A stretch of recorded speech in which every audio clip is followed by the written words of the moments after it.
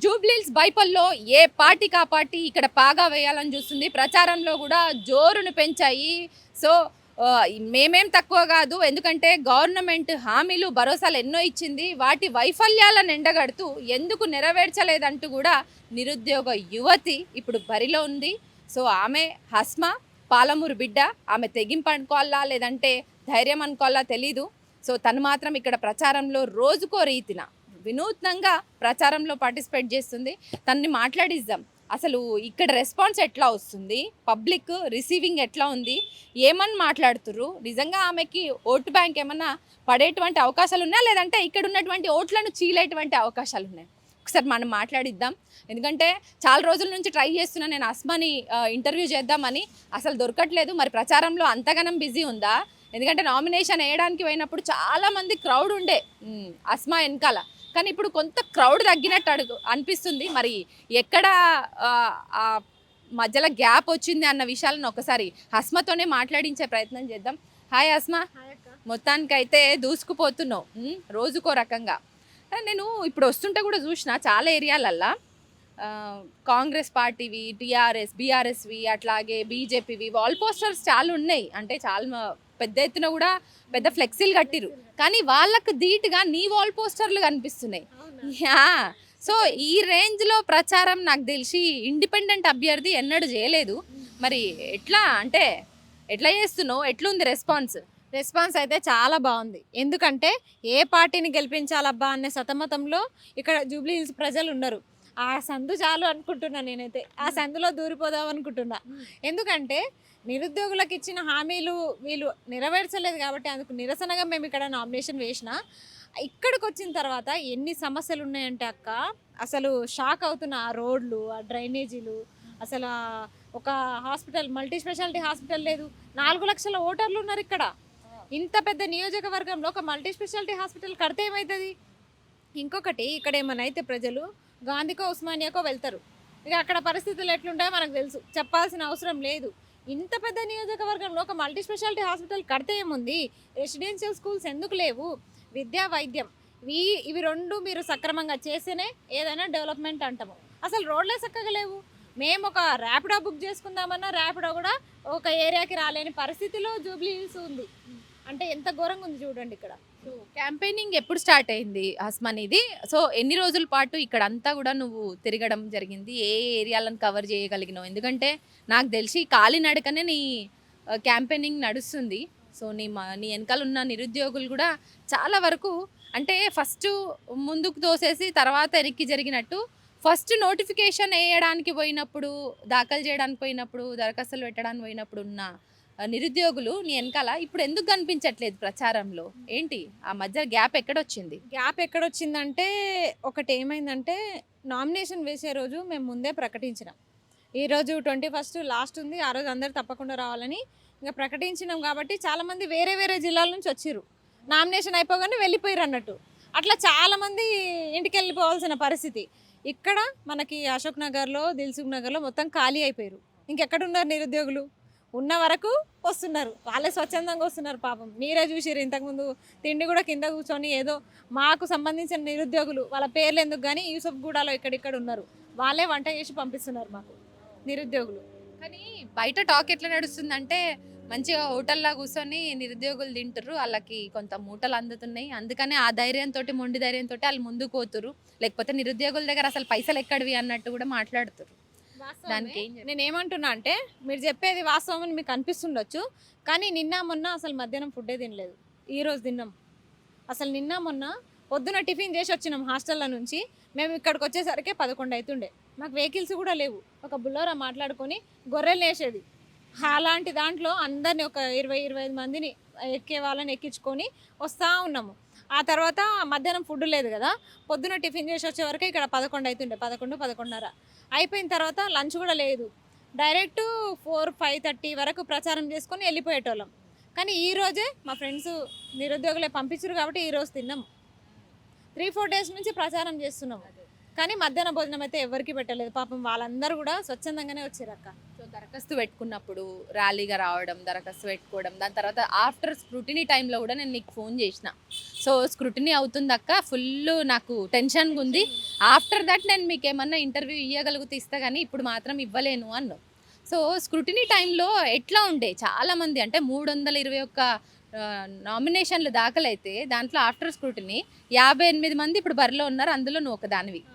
So ఇప్పుడున్నటువంటి పార్టీలకు కొంత స్ట్రాంగ్గానే నువ్వు నిరుద్యోగుల తరపున పోతున్నట్టు అనిపిస్తుంది. ఎందుకంటే నీ ప్రచారం రోజుకో రీతిలో, వినూత్న రీతిలో, ఒకరోజు మోకాళ్ళ మీద కూర్చొని అభ్యర్థిస్తున్నావు, ఇంకో రోజు భిక్షాటన చేస్తున్నావు, ఇంకో రోజు బస్ స్టాప్లలో కూర్చొని అడుక్కుంటున్నావు.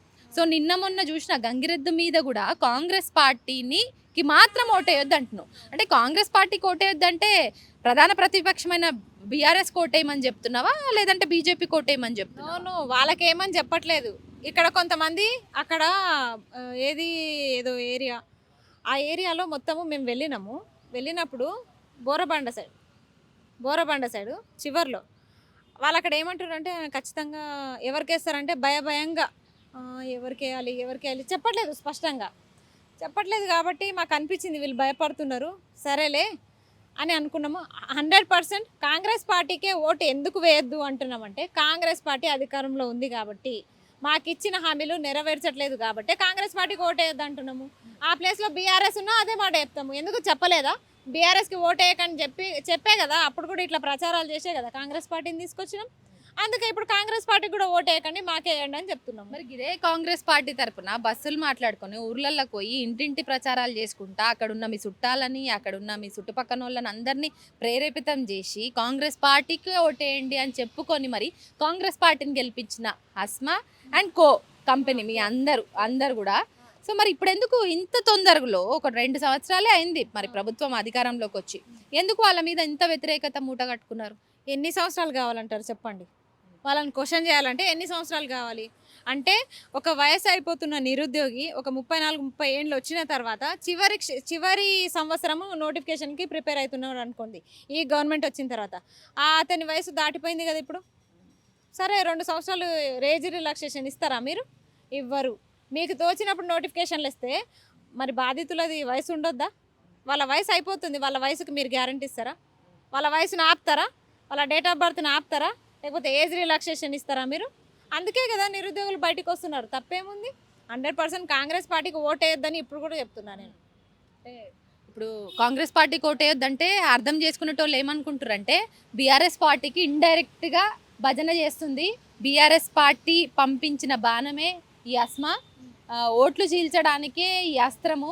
సో బీఆర్ఎస్ పార్టీ నుంచి ఫండ్స్ వస్తున్నాయి, మీకు పంపించేటువంటి కండువలు కావచ్చు, మీరు మోసేటువంటి జెండలు కావచ్చు, మీరు వాల్పేపర్లు అంటించండి, ప్రతిదీ కూడా బీఆర్ఎస్ పార్టీయే స్పాన్సర్ చేస్తుంది అన్న మాట కూడా వినిపిస్తుంది. అందుకని ఎస్పెషల్లీ ఇట్లాంటివన్నీగా తెలుసుకోవడానికి నేను మీ దగ్గరకు వచ్చిన. ఏం చెప్తావు అసలు, నిజంగా బీఆర్ఎస్ పార్టీ మీ వెనకాల ఉందా? లెక్కతో సహా చెప్తా, ఇవన్నీ ఎట్లా వచ్చినాయి లెక్కతో సహా చెప్తా. నోరు మూసుకుంటే మంచిది అందరూ. ఇప్పుడు ఫస్ట్ స్టార్ట్ ఎక్కడైంది? మనం నామినేషన్ వేసేటప్పుడే కదా. నామినేషన్ వేసేటప్పుడు మనకి నాన్ లోకల్, మనం ఎక్స్ట్రాక్ట్ ఫామ్ అని ఉంటుంది, అది మనకు అక్కడ ఖర్చు లేకుండానే అయిపోతుంది. బట్ మనం వెళ్ళి తెచ్చుకోవాలి. 60 రూపాయలు నాకు ట్రైన్ టికెట్, ఇక్కడ నుంచి 60 రూపాయలు ట్రైన్ టికెట్ పెట్టుకొని 2 డేస్ తిరిగిన, 500 నాతోనే ఉండే, పెట్టుకొని వెళ్ళి ఆ ఫామ్ తీసుకొని వచ్చిన. అది తీసుకురాగానే కలెక్టరేట్లో ఇస్తారు మనకి, మనం అక్కడ ఓటర్స్ అన్నట్టు. ఇచ్చిన తర్వాత ఇక్కడ మనము అప్లై చేసుకునేటప్పుడు, అంటే ఇప్పుడు నామినేషన్ వేసేటప్పుడు మనకి 10,000, నాకైతే 10,000, నేను జనరల్ కేటగిరీ కిందకి వస్తాను కాబట్టి నేను 10,000 కట్టాలి. నా దగ్గర లేవు, నామినేషన్ వేసే రోజు కూడా నా దగ్గర లేవు. నాకు 10,000 ఇందిరానాయక్ ఇచ్చిండు. ఇందిరానాయక్ మాతో నిరుద్యోగే కదా, ఇందిరానాయక్ ఇచ్చిండు. డప్పులు 4 డప్పులు కొట్టిరు, అది కూడా లెక్క చెప్తా. శంభు నాయక్, వరంగల్ బానోతు శంభు నాయక్, తను పెట్టిండు.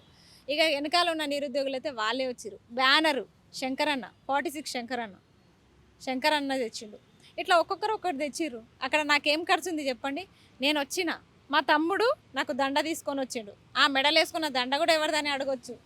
అందుకే అది కూడా ఎవరు తెప్పియలేదు. ఒకటి అంబేద్కర్ గారికి, ఒకటి నాకని వాళ్ళే మా తమ్ముడు వాళ్ళు తీసుకొని వచ్చారు. కానీ అంబేద్కర్ స్టాచ్యూ మా వాళ్ళు చూడకపోవడం వల్ల ఆ 2 దాంట్లో నేనే వేసుకోవాల్సి వచ్చిన పరిస్థితి వచ్చింది ఆ రోజు.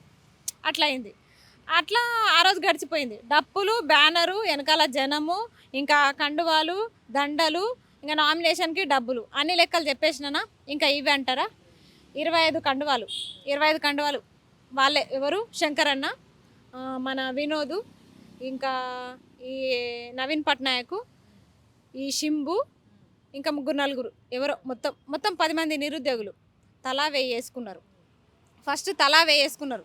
11,000 అయినాయి. 11,000తోన 90 రూపాయల టీ షర్ట్ మొత్తం ఎన్ని 25 టీ షర్ట్లు 25 కండువాలు వేసుకొని వచ్చినాం.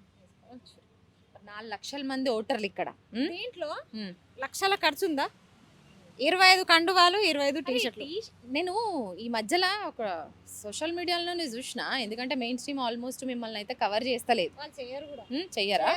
సో మరి మీరు టీ షర్ట్ల మీద కూడా మీరు నీ ఫోటో ప్రింట్ చేయించుకొని అందరు టీ షర్ట్స్ వేసుకొని కూడా ప్రచారానికి వెళ్తున్నారు. టీ షర్ట్లకి ఎంత లేదన్నా ఒక టీ షర్ట్కి 80 రూపాయల నుంచి 120 రూపాయలు అంటారు కాస్ట్ చేస్తారు బయట ప్రింట్ వేయాలంటే. సో వీటికి కూడా ఖర్చు ఉంటుంది కదా. ఇప్పుడు 50 టీ షర్ట్లు అన్నా 5,000 రూపాయలు. చెప్తున్నా కదా, ఇప్పుడు దాదాపుగా మా తోటి ఉండే ఫ్రెండ్స్ 28,000 దాకా ఖర్చు పెట్టిరు వాళ్ళు. ఇందిరా నాయకే మనకి నామినేషన్కి డబ్బులు ఇచ్చిండు, అవి కాకనే 28,000 వీళ్ళే ఖర్చు పెట్టుకున్నారు.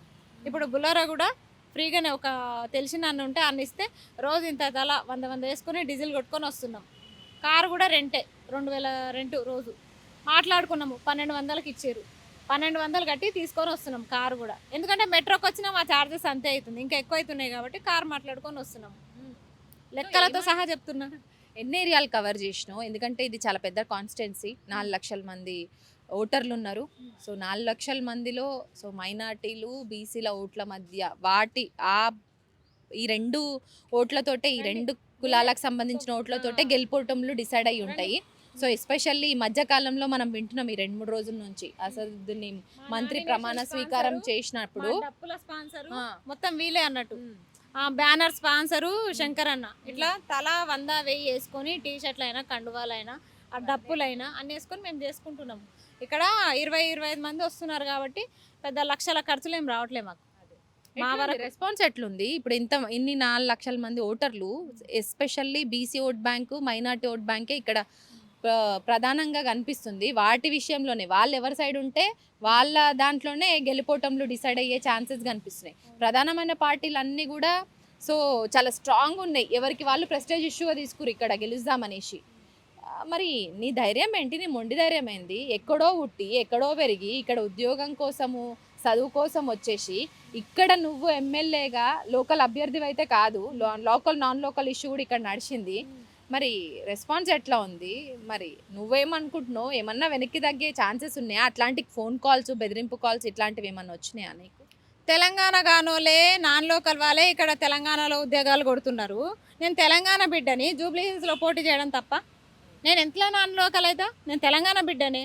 ఏ డీటెయిల్స్ అన్నా తీసుకోండి, నేను తెలంగాణలో పుట్టలేదా? ఏదో ఒక నియోజకవర్గం పెట్టుకొని అందులో మమ్మల్ని రావద్దంటే ఎట్లా? నాన్ లోకల్ కింద మేము చేసుకుంటాము. జనరల్లోనే ఉంది పోస్ట్ కాబట్టి మేము చేసుకున్నాం. తప్పేముంది? నాన్ లోకల్ అనే మాట మాట్లాడకండి. మీరు ఇక్కడ పుట్టి చేసింది ఏం లేదు, ఈ గడ్డ మీద పుట్టి మీరు పొడిచింది ఏం లేదు.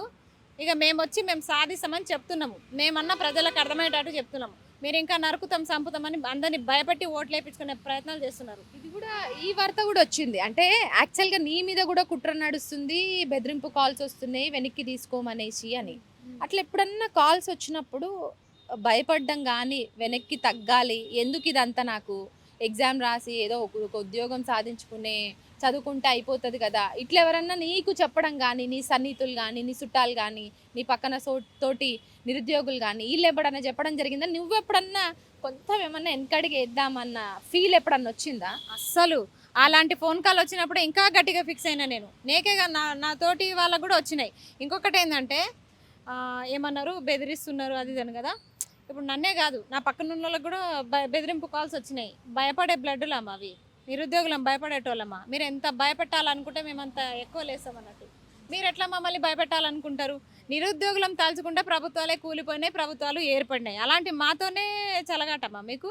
నిరుద్యోగులతోనే పెట్టుకొని బతుకుదామనే.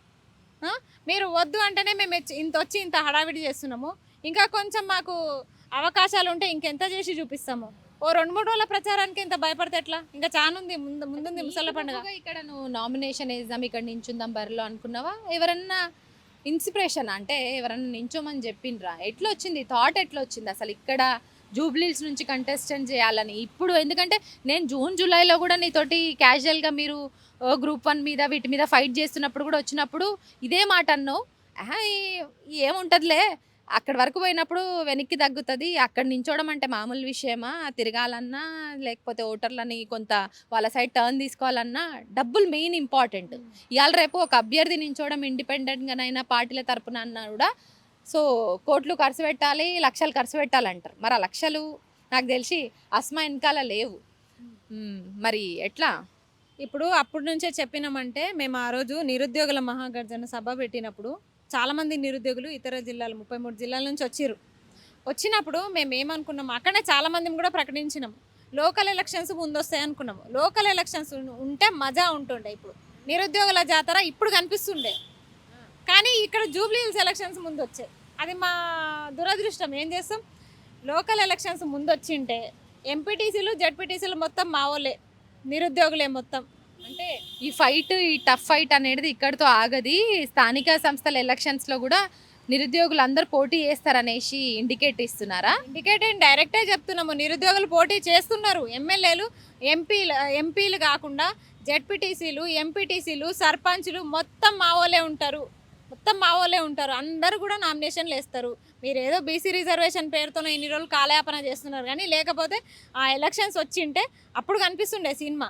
ఇప్పుడు బై ఎలక్షన్స్కే ఇంత భయపడుతున్నారు, లోకల్ ఎలక్షన్స్ ఇంకా మొత్తము గ్రామాలు అన్నిటికీ పట్టుగొమ్మలు, పట్టణాలకి పట్టుగొమ్మలు. అలాంటి గ్రామాల్లో మీ పతనం మొదలవ్వాలని మేము కూడా కోరుకుంటున్నాము. సో అభ్యర్థిలాగా ఒక నియోజకవర్గాన్ని సెలెక్ట్ చేసుకొని అక్కడ నించుంటేనే ఇప్పటికిప్పుడు మీకు నోటిఫికేషన్స్ రావడము, లేకపోతే ఇప్పటికిప్పుడు మీకు ఉద్యోగాలు ఇవ్వడము గవర్నమెంట్ చేస్తుంది అనేసి బరిలోకి దిగినవా? నిజంగా నిరసనలో, లేకపోతే ధర్నాలో, లేకపోతే రేవంత్ రెడ్డి ఇంటిని ముట్టడించడము, లేదంటే క్యాంప్ ఆఫీస్ని ముట్టడించడము, ఇట్లాంటివి చేస్తే కదా, సెక్రటేరియట్ని ముట్టడించడం, ఇట్లాంటివి చేస్తే కదా గవర్నమెంట్కి సెగ తగులుతుంది. ఎందుకంటే ఇప్పుడున్నటువంటి ప్రధానమైన ప్రతిపక్షాలు కావచ్చు, లేదంటే పవర్లో ఉన్నటువంటి కాంగ్రెస్ పార్టీని కావచ్చు, వాళ్ళ ఓటు బ్యాంకుని చీల్చే అంత సత్తా మరి నిరుద్యోగ ఒక యువతకి ఉంటుందా? ఎవరు చేసేది, మా నిరుద్యోగులు ఒక్కొక్కరు ఒక్కో నిరసన చేస్తూనే ఉన్నారు. సెక్రటరేట్ ముట్టడి చేయలేదా, గాంధీ భవన్ ముట్టడి చేయలేదా?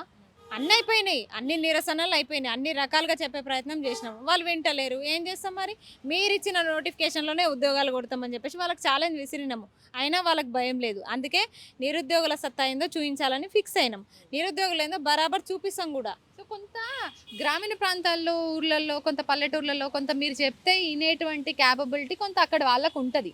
కాక అంటాము, తాత అంటాము, అమ్మ అంటాం, పెద్దమ్మ అంటాం, ఏదో మనం వరుసలు పెట్టుకొని పిలుచుకుంటాం. కాబట్టి అక్కడ మన పిల్ల కదా, మన బిడ్డ కదా, ఏదో అడుగుతున్నారు, మన పిల్లలు చాలా మందికి ఉద్యోగాలు ఇస్తానన్నారు, రాలేదు కాబట్టి కొంత వేస్తారు.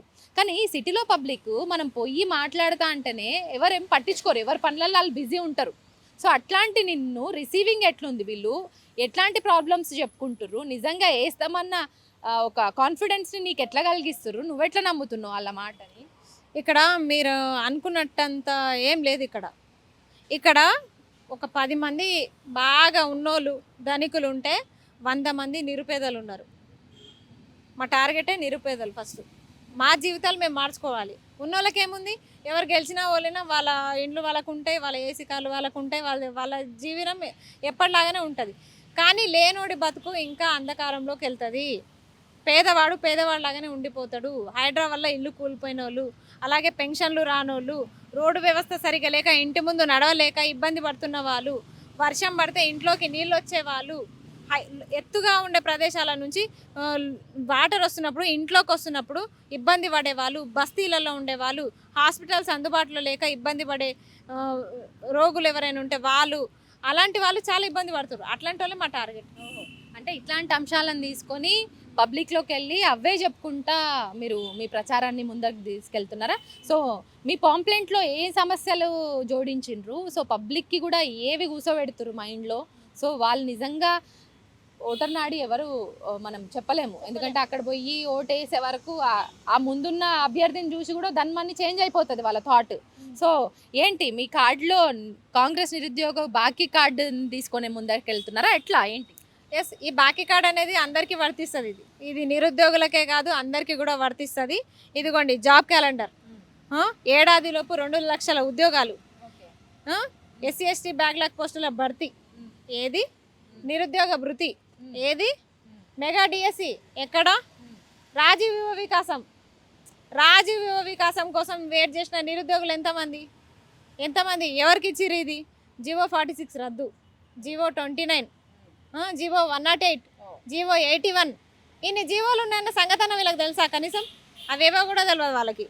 ప్రైవేట్ కంపెనీల్లో తెలంగాణ యువతకి 75% రిజర్వేషన్లు, ఇది ఉందా మనకు అసలు? 75% మన వాళ్ళు ఉన్నారా? 75% ఏపీ వాళ్ళే ఉన్నారు.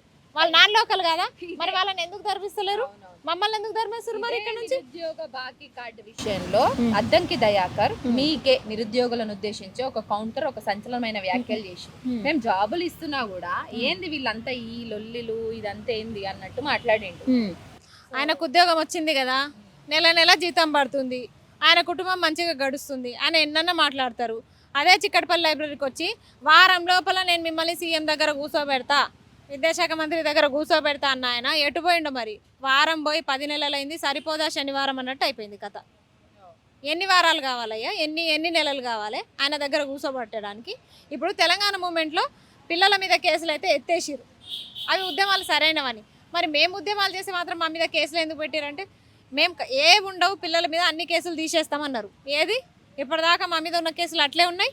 మీరు కూడా మా స్థాయి నుంచి వెళ్ళిర్రు కదా, మీకు ఉద్యోగం రాగానే మరి మమ్మల్ని ఎందుకు నెగ్లెక్ట్ చేస్తున్నారు? సో బీఆర్ఎస్ నుంచి మీకు తెలిసిందే మాగంటి గోపీనాథ్ చనిపోయారు.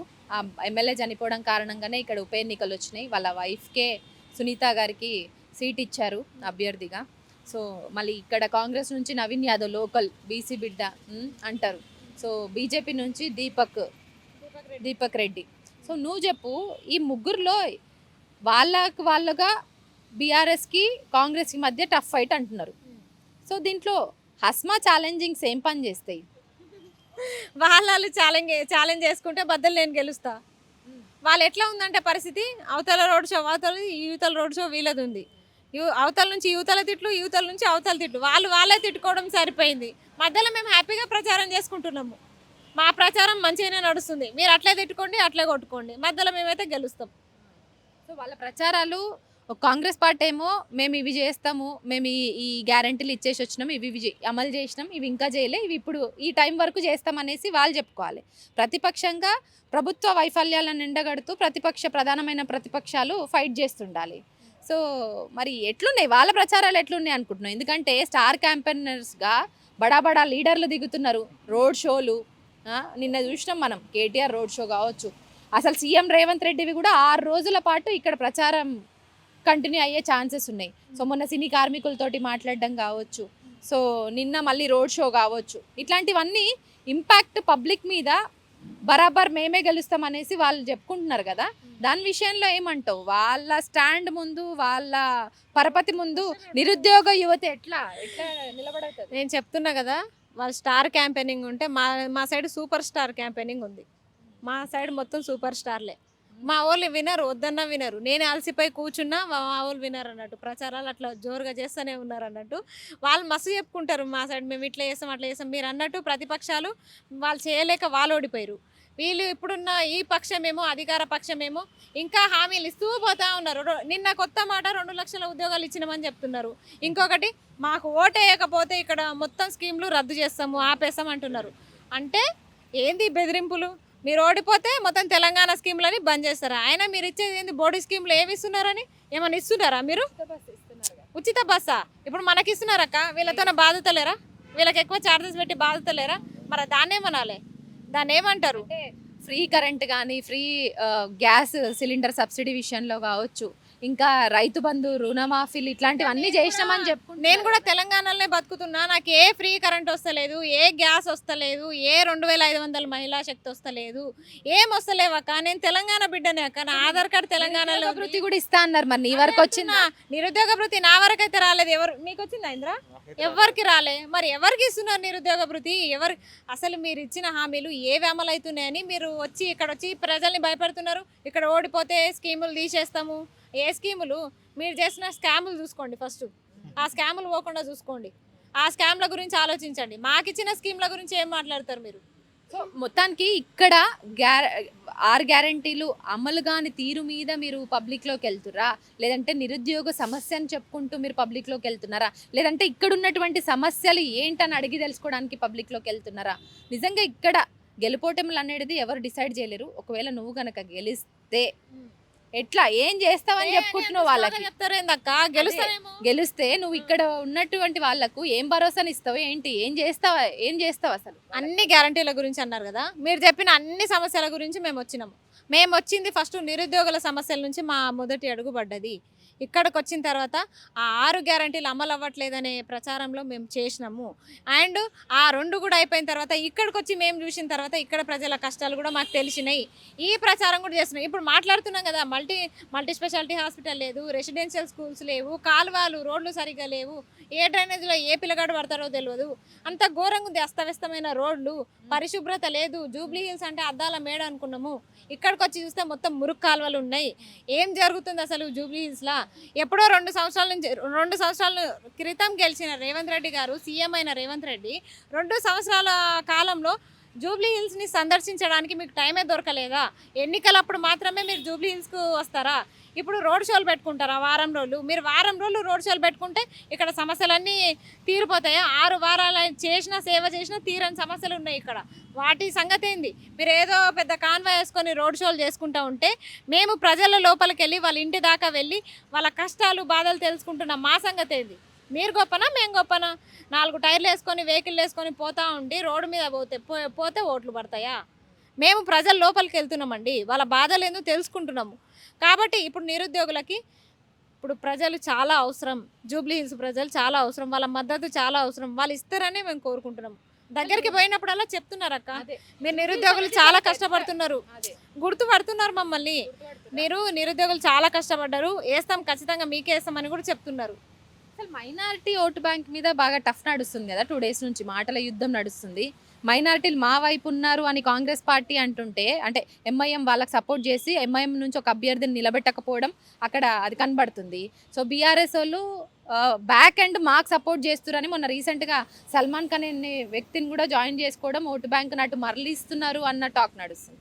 సో అసలు మైనారిటీలు ఏ పార్టీ వైపు ఉన్నారనేసి మీరు అనుకుంటున్నారు? మీరు కూడా మైనారిటీలు ఉన్న ఏరియాకి వెళ్ళి ఉంటారు, వాళ్ళతో మాట్లాడి ఉంటారు, ఏం చెప్తున్నారు? మైనారిటీలు ఎంఐఎం సొత్తు అనుకోవడం భ్రమ. ఎంఐఎం వాళ్ళు అనుకుంటారు కదా, మేము నవీన్ యాదవ్కి మద్దతు ఇస్తే మొత్తం ముస్లిం ఓటర్స్ అంతా ఎంఐఎం ఓటర్సు, మా ఓట్లన్నీ నవీన్ యాదవ్కి అనే ప్రచారం చేస్తున్నారు. కానీ తప్పు. ఎంఐఎం వాళ్ళవి ఓట్లు కావు. మైనారిటీలు అందరూ ఎంఐఎం పార్టీకి సంబంధించిన వాళ్ళు కాదు. ఇది అబద్ధం. మత ప్రచారాలు చేయకండి దయచేసి. ముస్లింలు క్యాండిడేట్ని చూసి ఓటేస్తారు తప్ప ఇట్లా ఎంఐఎం పార్టీ అని చెప్పేసి ఆయనతో అక్బరుద్దీన్ అసదుద్దీన్ వచ్చి ఎంఐఎం వాళ్ళు వచ్చి వాళ్ళకి మద్దతు తెలుపుతున్నారని చెప్పేసి ముస్లిం ఓటర్స్ అందరూ అక్కడ వేయరు. అలాగే అజారుద్దీన్కి మంత్రి పదవి ఇచ్చిండు కాబట్టి వీళ్ళకి వేయాలని చెప్పేసి కాంగ్రెస్ పార్టీకి వేయరు. వాళ్ళకి తెలుసు ఎవరికి వేయాలో. మేము పోయి కలుస్తుంటే మాకు తెలుస్తుంది, మాకు మంచి ఆదరణనే ఉంది. మీరు అంటున్నట్టు నేను కూడా అంటున్నా, ముస్లిం ఓటర్స్ అన్నీ నాకే. సో వాళ్ళ క్యాంపెయినింగ్స్, వాళ్ళు చేసేటువంటి ప్రచార రథాలు చూస్తుంటేనేమో అసలు ఆ మైక్ సౌండ్లు, డీజే సౌండ్లు పెట్టుకొని వెళ్ళిపోతున్నారు, పబ్లిక్లకి కొంత అట్రాక్ట్ చేస్తుర్రు.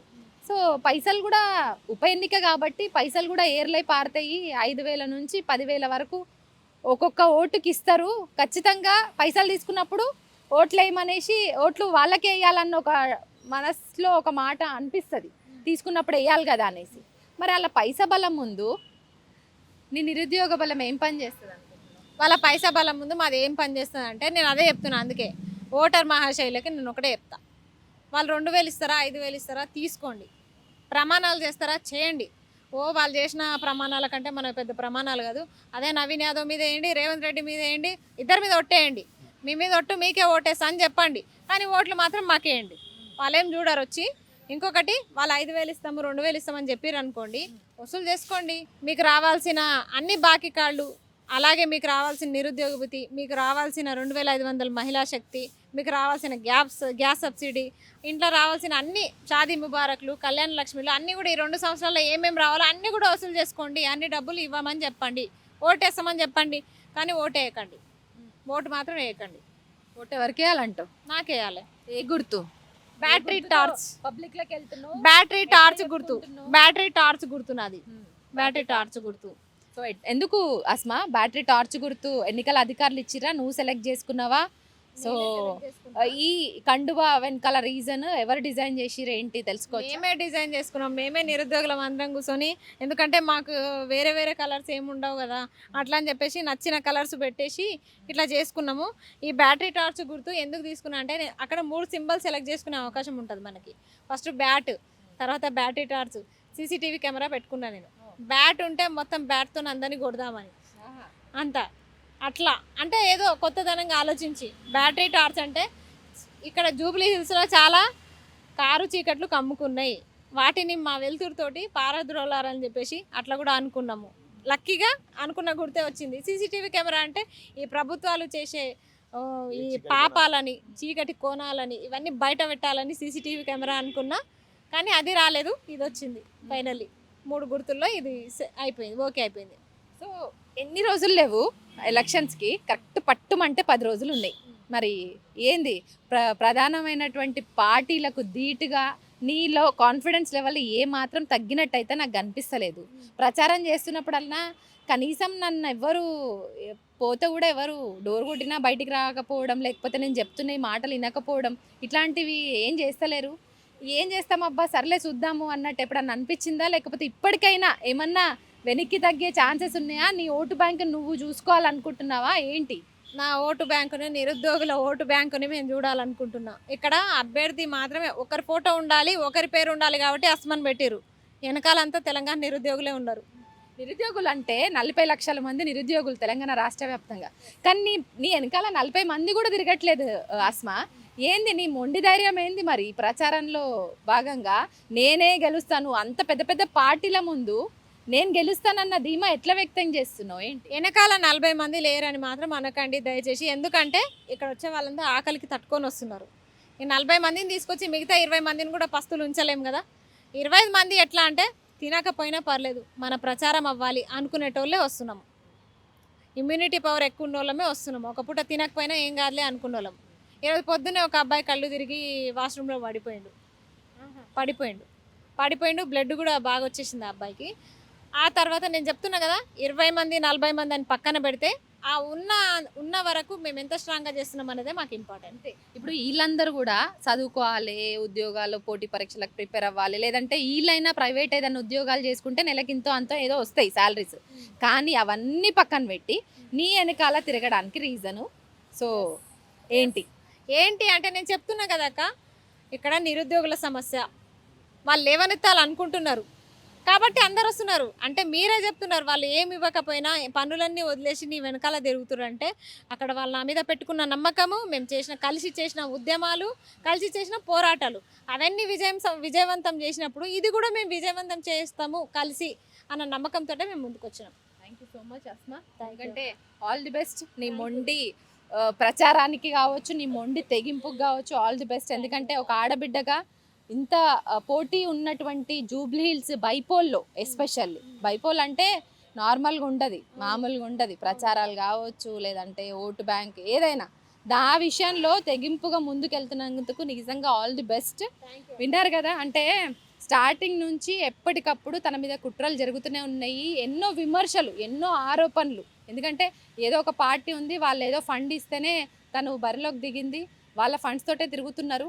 సో దాని తర్వాత ఓటు బ్యాంక్ చీల్చడానికే అన్న ఆరోపణలను, విమర్శలను అన్నిటిని కూడా తట్టుకుంటూ, ఈవెన్ బెదిరింపు కాల్స్ కూడా వచ్చినాయంట, వాటన్నింటిని కూడా లైట్ తీసుకొని పక్కన పెట్టి అట్లాంటి కాల్స్ వచ్చినప్పుడు మరింత కొంత ముందుకోవాలన్న మొండి ధైర్యంతో పోతున్నా అంటుంది. నిజంగా మైనార్టీ ఒక అభ్యర్థిగా తను ముందుకెళ్తున్నారు, ఒక యువతి. సో నిజంగా అందరూ సపోర్ట్ చేయాల్సిన అవసరం అయితే ఉంది. ఎందుకంటే ప్రధానమైనటువంటి పవర్లో ఉన్నటువంటి పార్టీ కావచ్చు, ప్రధానమైనటువంటి ప్రతిపక్షం కావచ్చు, ఈవెన్ బీజేపీ గురించి తను అసలు ఏం మాట్లాడలేదు. మరి బీజేపీ గెలుస్తుందన్న ధీమా అసలు తనకు లేదనుకుంటా. సో మొత్తానికైతే తన ఓటు బ్యాంక్ విషయంలో, నిరుద్యోగుల విషయంలో, నిరుద్యోగులందరూ అట్లాగే ఈ జూబ్లీహిల్స్లో కంటెస్ట్ చేసేటువంటి ఓటర్లు అందరూ కూడా, అంటే ఓటర్లు ఎవరైతే ఉన్నారో వాళ్ళందరూ కూడా తనకు మద్దతు తెలపాలని తను కోరుకుంటుంది. ఇది అస్మా తోటి స్పెషల్ ఇంటర్వ్యూ.